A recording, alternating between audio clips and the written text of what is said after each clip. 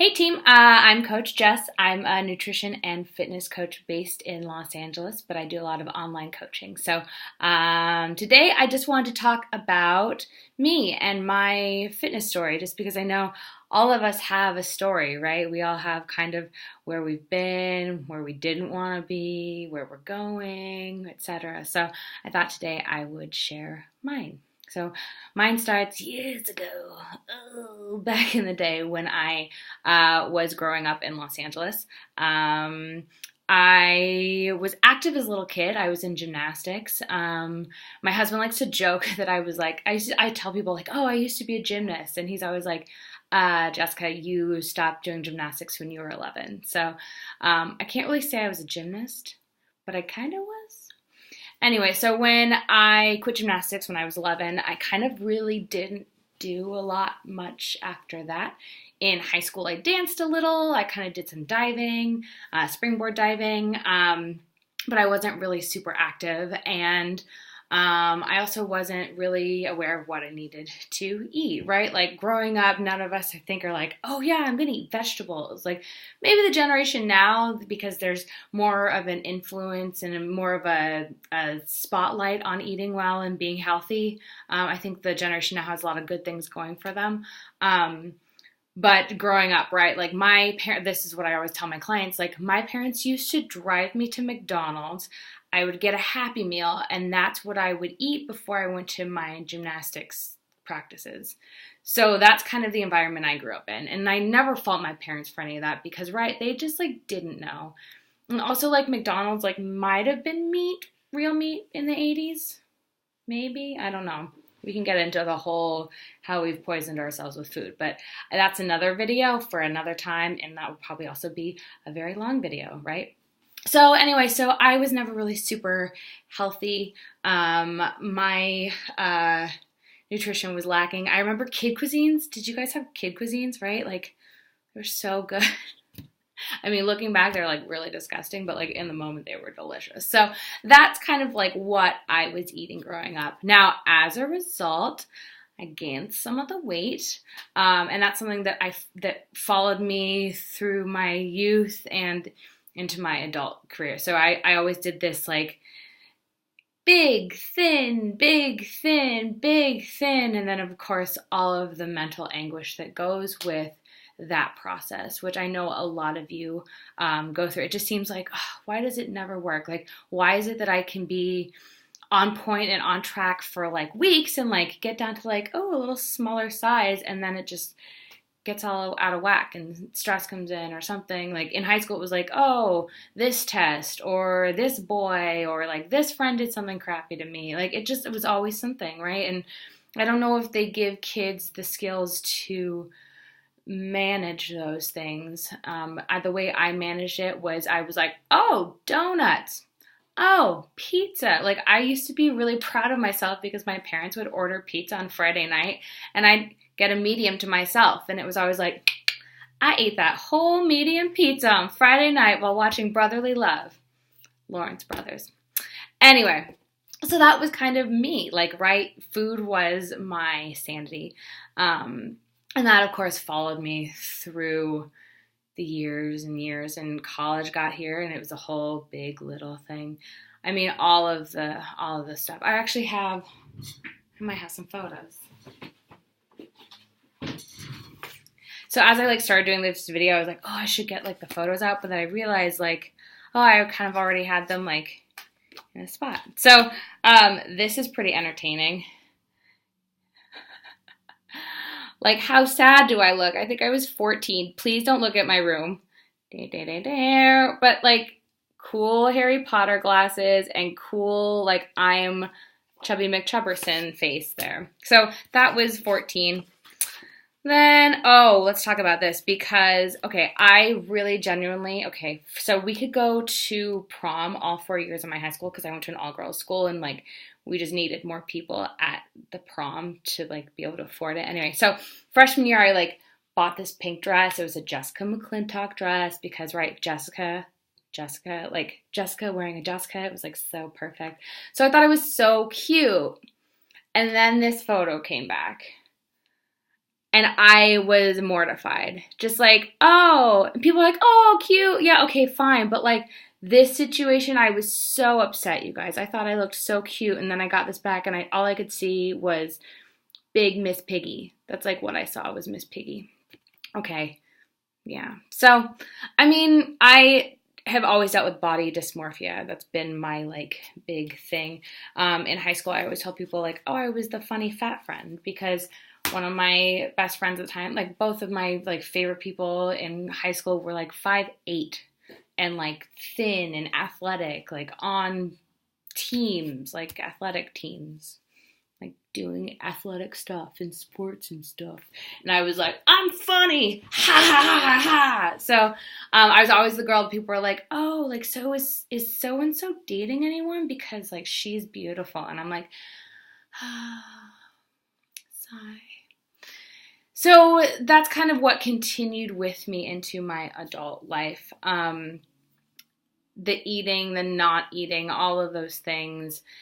All the techniques that we employ as women to like fit into dresses, right? Like, oh, I just like won't eat for a week and like that'll work. Or like, oh, I'm just gonna like maybe throw up over here because I ate a box of cookies and now I feel guilty. So all of that shaming, all of that stuff, I've done it all.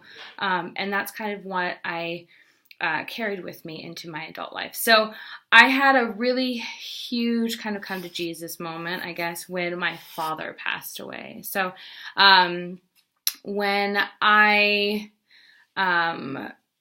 it's a long story. I went to school, I have an English degree. So I graduated with an English degree around that time that I started at college. So that was 2002 when I graduated high school. My father was diagnosed with kidney disease and end-stage renal disease. So he was put on the transplant list, and he was on the transplant list for 10 years. And during that time, he also had a lot of heart problems because basically when your kidneys stop working, the rest of your body has to function and make up for it. And so everything else kind of just goes to SHIT. So he had a couple stents put in his heart. When they went in to look at his heart, everything had fused together. They actually found that he had probably had multiple heart attacks. He'd never had any symptoms of heart attacks, but when they opened him up, they found just an immense amount of scar tissue. His diaphragm had actually fused to the bottom part of his heart, which equals not good. So the fact that he was even alive through that was a huge deal. So when he made it through the heart stuff, that was awesome because, like, okay, now we know about his heart. His kidneys still didn't work, but he was on the transplant list. So 10 years after getting on the transplant list, he received a kidney, which was such a huge moment in our lives because, right, like 10 years, you're like waiting for this kidney and you just think like, oh my goodness, like we finally got a kidney that matched and was good and compatible and was going to work. So about 2 weeks after he received the kidney, he came down with this like really odd infection, and no one could figure out what was going on with him. And a little bit after that, his body went into sepsis and he passed away. So we took him off life support. Still didn't know what was going on with that and why that happened. We found out after the autopsy that he had kidney cancer, something that had been undetected even in the 10 years he was on dialysis. So obviously like really devastating. And people are always like, well, how did you guys not know? And what's weird with kidney disease is your body masks so many different things. So his blood work was always all over the place because his kidneys weren't regulating anything. So it's really interesting because when my dad was going through kidney stuff, I never thought that, like, I always thought like, oh, like we're in the clear because in terms of cancer, like we're in the clear because he's so carefully regulated. Like if anything else were to happen cancer wise, we would know. And in the end, that's what he basically died from, and we didn't know. So obviously when someone close to you, like a parent or relative or anyone that you're really close to passes away, it puts your life into such a crazy perspective, and it really limits your the time that you spend, right? Like you really start thinking about like, okay, so what should I do with my life? And at that point, I was working as kind of a freelance writer, but nothing really secure. And also at that point, I was about 30 pounds overweight. So obviously, when my dad was in the hospital, when he was passing away, I wasn't eating because that's just what you do. You either eat or you don't eat, or you overeat, or whatever your process is. And after that, after I started eating again, it basically there's a lot of weight to lose. I was still stuck in that pattern that I had always just never quite figured out food. And so when he passed away, the only way that I could kind of deal with it was to get my butt in the gym. And I lost 30 pounds. I figured out how to eat, and I went to the gym like religiously. You guys, like those workouts were crazy. Like I put on a heart rate monitor just to like be able to tell how many calories I was burning. I was burning like 600, 700 calories because I just like went for it because it's the only way that I could get a mental break from the pain I felt. It was really hard. My dad and I had always had a good relationship except for a little bit of time, but my dad was one of the first people, like I remember coming back from a break in college and he was like, "Whoa, you've put on some weight." And I immediately was like, okay, close the door, and I walked the other way. So, not that I blame him for my relationship with food, but it wasn't ever anything that was easy. Food was never easy for me. So once I lost the 30 pounds and I got super into working out and eating right and just taking a look back at what my dad had gone through, I was like, you know what? It's time. I've got to commit my life to getting other people healthy so that they are around for their grandchildren, which we'll get to in a bit. But so they're around for their kids, so they're around for their families, because my dad died at 64. 64 is so young. Like it's so young for him to not be here and to not be able to meet his grandson, who Ridley, my son, is 16 months. I had him on August 16th, my birthday, in 2017. And my dad, who's been dead for a little over 3 years, was not around to meet him. I mean, wherever my dad is, I like to think that he's kind of looking around and watching. But anyway, so when he passed away, I lost 30 pounds and I committed myself to fitness. And that's kind of where my fitness journey really began, because that's when I got really, really super serious about what is the food that I'm putting in my mouth? What are the workouts I'm doing? How is this fueling my body? And so I was certified as a certified personal trainer through the National Academy of Sports Medicine, and I started working at a gym called Function and Fitness. I interned there for, I think it was 3 months before my boss was like, "I like you," so she hired me on. I've been at the gym now for 3 years, and a little over a year ago, I was certified as a precision nutrition coach. Just learning about the food things. And you guys, Krebs cycle. If you hated Krebs cycle in high school, if you hated it in college, let me just tell you, as an adult, you're like, I'm maybe a little bit more interested in it, but it still sucks and just does not. Especially for someone who has an English degree, right? Like science has not always been my strong suit. So, regardless of that, I got into coaching, nutrition coaching, because of the things that I have found over the years that have worked for me, and it has been hard. And I can safely say that it's only within maybe the last year that I've finally dealt with enough things to figure out my relationship with food. And that's even after losing 30 pounds, after going through a nutrition course, after all that, because you can have all this knowledge. We all know, right? You shouldn't eat that donut. You should probably have some kale. Maybe. My dad actually couldn't have kale because of his kidneys. But if you're able to have kale, you should probably have some more kale. You should probably have some vegetables. You should probably have some balanced things. You should probably actually have carbs too. Just saying, we can get into that later. But it's not just what you eat. In fact, I will say it now. It's probably very much not what you eat. It's how you eat and the relationship you have with food. It's the little voice in your head that can say, yeah, I can't have that donut and I'm not going to beat myself up about it. It's having that voice. It's like, you know what? I'm full and it's okay if there's food on my plate. That's all right. It's okay to move away from that.